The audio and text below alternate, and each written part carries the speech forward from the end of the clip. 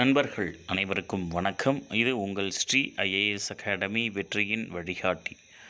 நம்முடைய அகாடமியோடைய யூடியூப் சேனலில் TNPSC group 4 தேர்விற்கான மிக முக்கியமான தலைப்புகள், தேர்வில் எதிர்பார்க்கப்படும் வினாக்களை கொண்ட தலைப்புகளாக நம்ம தொடர்ந்து பதிவிட்டு வருகிறோம். அந்த வகையில் இதற்கு முன்னதாக தமிழ்நாடு அரசினுடைய சமீபத்தில் துவங்கப்பட்ட திட்டங்கள் பற்றி ஒரு வீடியோ போட்டிருந்தோம். அதற்கு அடுத்தபடியாக தமிழ்நாடு அரசால் அறிவிக்கப்பட்டிருக்கக்கூடிய முக்கியமான தினங்கள் பற்றி ஒரு வீடியோ போட்டிருந்தோம். மூன்றாவதாக தமிழ்நாடு அரசினுடைய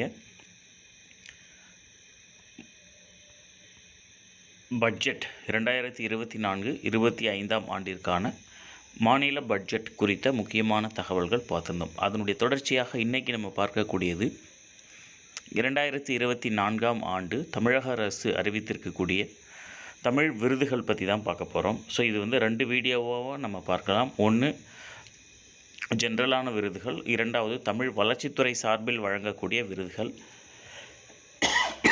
இதில் நம்ம முதலாவதாக பார்க்கக்கூடியது தமிழக அரசினுடைய பொதுவான விருதுகள், அதாவது சேவைக்கான விருதுகள். இலக்கிய விருதுகள் அப்படிங்கிறது தனியாக இருக்கும், இது சேவைக்காக விருதுகள். ஸோ வாங்க வீடியோக்குள்ளே போகலாம். ஸோ ஃபஸ்ட்டு பாயிண்ட் அப்படின்னா ஐயன் திருவள்ளுவர் விருது. ஸோ இது ரொம்ப முக்கியமான பாயிண்ட்டு, அடிக்கடி நமக்கு பரீட்சையில் கேட்டிருக்கக்கூடிய ஒரு கொஷினும் கூட. ஐயன் திருவள்ளுவர் விருது. ஸோ இந்த ஐயன் திருவள்ளுவர் விருது அப்படிங்கிறது 2024 ஆண்டு, எல்லா விருதுகளுமே 2024 தான் அறிவிக்கிறாங்க, 2024 தான் வழங்குறாங்க. ஆனால் எந்த வருஷத்துக்கு அப்படின்னா 2023 தான் இது எல்லாமே கொடுத்துருப்பாங்க.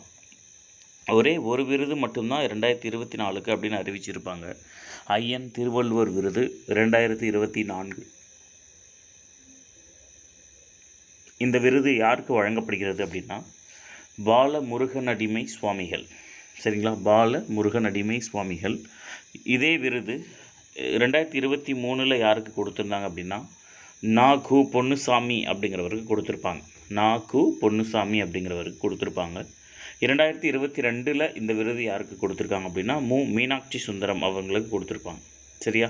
ஸோ இதெல்லாம் நோட் பண்ணிக்கோங்க. ஒரு டைம் நீங்கள் அப்படியே ரீட் பண்ணி வச்சுக்கிட்டீங்க அப்படின்னா நமக்கு ஆன்சர் ஆப்ஷன் பார்க்கும்போது ஈஸியாக எடுத்துக்கலாம். ஸோ இந்த திருவள்ளுவர் விருது மட்டும்தான் 2024, 2023, 2022 அப்படின்னு வரும். மீதி இருக்கக்கூடிய விருதுகள் எல்லாமே பார்த்திங்க அப்படின்னா 2023 ஆண்டுக்கு 2024 கொடுத்துருப்பாங்க. சரியா? ஸோ இந்த விருதுகள் எல்லாமே 2023 ஆண்டிற்கு நமக்கு 2024 கொடுத்துருக்கக்கூடிய விருதுகள் தான். சரியா? ஸோ இந்த விருது மட்டும் தான் கரண்ட்டாக கொடுத்துருப்பாங்க. இதெல்லாம் லாஸ்ட் இயருக்கு இப்போ கொடுக்குற விருதுகள். ஓகேங்களா? சரி, அதே மாதிரி அதற்கு முந்தின வருஷம் அதுக்கு கொடுத்த விருதுகள் தான் இந்தாண்டு பக்கத்தில் நான் உங்களுக்கு கொடுத்துருக்கேன்.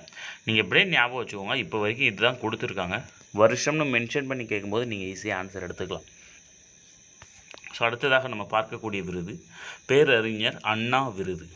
பேரறிஞர் அண்ணா விருது 2023 யாருக்கு கொடுத்துருக்காங்க அப்படின்னா பத்தமடை பரமசிவம். பத்தமடை பரமசிவம். ஸோ இந்த பத்தமடை அப்படிங்கிறது எதற்கு ஃபேமஸ் அப்படின்னா பாய் இல்லைங்களா, நம்முடைய கோரை பாய் நம்ம சொல்கிறோம் இல்லையா, அந்த பாய்க்கு ஃபேமஸான ஊர் தான் பத்தமடை. அண்ணாவினுடைய முதன்மை சீடராக, முதன்மை தொண்டராக அறியப்பட்டவர் தான் இந்த பரமசிவம் அப்படிங்கிறவர். ஓகேவா? பேரறிஞர் அண்ணா விருது பத்தமடை பரமசிவம் அவர்களுக்கு வழங்கப்பட்டிருக்கும். கடந்த ஆண்டு யாருக்கு வழங்கப்பட்டது அப்படின்னா சி.நாமி உபயத்துல்லா அப்படிங்கிறவர் கொடுத்துருப்பாங்க. ஓகேவா? ஸோ அப்போ பத்தமடை பரமசிவம் உபயத்துல்லா அப்படிங்கிறத ஞாபகம் வச்சுக்கோங்க. Okay, right. அதற்கடுத்தது அண்ணல் அம்பேத்கர் விருது. அண்ணல் அம்பேத்கர் விருது. இந்த அண்ணல் அம்பேத்கர் விருது அப்படிங்கிறது இந்த ஆண்டு யாருக்கு வழங்கப்பட்டிருக்கு அப்படின்னா பே. சண்முகம் அப்படிங்கிறவருக்கு வழங்கப்பட்டிருக்கும். பே. சண்முகம் அப்படிங்கிறவருக்கு வழங்கப்பட்டிருக்கும்.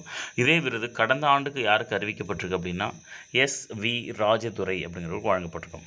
பே. சண்முகம், எஸ்.வி. ராஜதுரை அவர்களுக்கு அம்பேத்கர் விருது வழங்கப்பட்டிருக்கும். ஸோ அதற்கடுத்தது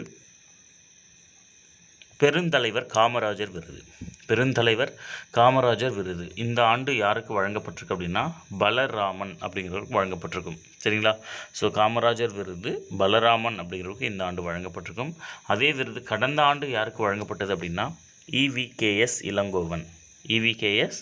இளங்கோவன் அவர்களுக்கு வழங்கப்பட்டிருக்கும். சரியா? ஸோ அதற்கடுத்தது தந்தை பெரியார் விருது. ஸோ இது அடிக்கடி பரீட்சையில் கேட்பாங்க, யாருக்கு கொடுத்துருக்காங்க அப்படிங்கிறது ரொம்பவே முக்கியமானது.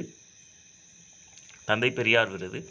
இந்த ஆண்டு 2023 2024 யாருக்கு அறிவிக்கப்பட்டிருக்கு அப்படின்னா சுப வீரபாண்டியன் அப்படிங்கிறவருக்கு அறிவிக்கப்பட்டிருக்கும். அதே விருது கடந்த ஆண்டு யாருக்கு அறிவிக்கப்பட்டிருக்கு அப்படின்னா கலி பூங்குன்றன். சரியா? ஸோ 2024 யாருக்கு அறிவிச்சிருக்காங்க அப்படின்னா சுப வீரபாண்டியனுக்கும் 2023க்கு கலி பூங்குன்றன் அவர்களுக்கும் அறிவிக்கப்பட்டிருக்கும், வழங்கியிருப்பாங்க. சரிங்களா? ஸோ அதற்கடுத்தது மகாகவி பாரதியார் விருது.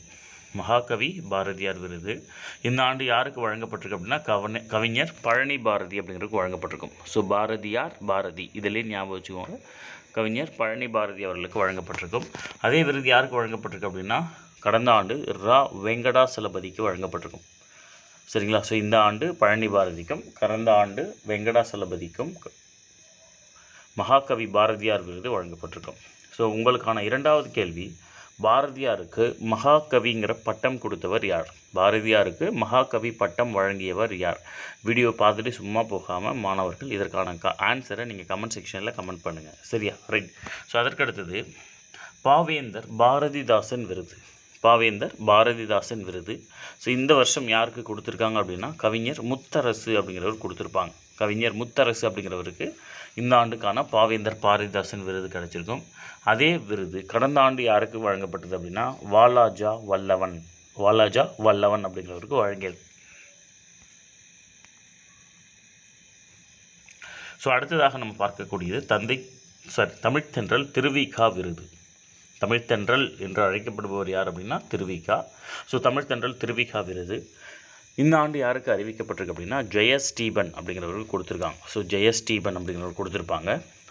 கடந்த ஆண்டு இதே விருது யாருக்கு வழங்கப்படுது அப்படின்னா நாமக்கல் போ வேல்சாமி என்கிறவருக்கு வழங்கப்பட்டிருக்கும். சரிங்களா? ஸோ தமிழ்த்தென்றல் திருவிகா விருது இந்த ஆண்டு ஜெயஸ்டீபன் என்பவருக்கும் கடந்த ஆண்டு நாமக்கல் போ வேல்சாமி என்கிறவருக்கும் வழங்கப்பட்டிருக்கும். ஸோ கடைசியாக கி ஆப்பே விஸ்வநாதம் விருது. ஸோ முத்தமிழ் காவலர், இதுவுமே ஒரு டிஎன்பிஎஸ்சி கொஸ்டின் தான், மறக்காமல் ஞாபகம் வச்சுக்கோங்க. கி ஆப்பே விஸ்வநாதம் விருது இந்த ஆண்டு யாருக்கு வழங்கப்பட்டது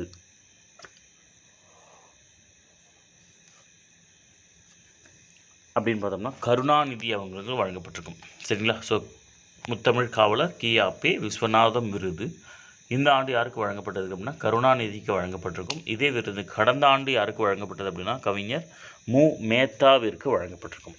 ஸோ மேத்தாவினுடைய ஒரு நூல் தான் ஆகாயத்திற்கு அடுத்த வீடு இல்லையா? ஸோ சாகித்ய அகாடமி பரிசு பெற்ற ஒரு நூல் மு மேத்தாவோடது. ஸோ அவருக்கு கடந்த ஆண்டுக்கான முத்தமிழ் காவலர் கி ஆப்பே விஸ்வநாதம் விருது வழங்கப்பட்டிருக்கும். ஸோ இதே மாதிரி தமிழக வளர்ச்சித்துறை சார்பில் ஒரு சில விருதுகள்லாம் வழங்கியிருப்பாங்க. அதனான விருதுகள் அப்படின்னா தமிழ் செம்மல் விருது, ஜியு போப் விருது, ஔவையார் விருது, தேவநேய பாவனர் விருது, மறைமலை அடிகள் விருது, கம்பர் விருது இதெல்லாமே கொடுத்துருப்பாங்க. ஸோ அவங்களுடைய டேட்டாஸ் கலெக்ட் பண்ணி நான் உங்களுக்கு நாளைக்கு வீடியோவில் அதை நான் போஸ்ட் பண்ணுறேன். இப்போதைக்கு இந்த விருதுகள் மறக்காமல் ஞாபகம் வச்சுக்கோங்க. நம்ம கொடுத்து கொண்டிருக்கக்கூடிய தலைப்புகள் நம்முடைய ஸ்ரீ ஐஏஎஸ் அகாடமி சார்பில் கொடுத்து கொண்டிருக்கக்கூடிய தலைப்புகள் அனைத்துமே டிஎன்பிஎஸ்சி தேர்வில் நிச்சயம் எதிர்பார்க்கப்படும் தலைப்புகளாக தான் இருக்கும். எனவே மாணவர்கள் இதை அழகாக ஒரு நோட்டில் எழுதி மறக்காமல் ஒரு முறைக்கு 2 முறை படிச்சுக்கிட்டீங்க அப்படின்னா நிச்சயமாக எளிமையாக ஒரு மதிப்பெண் எடுப்பதற்கு நிறைய வாய்ப்புகள் இருக்கும்.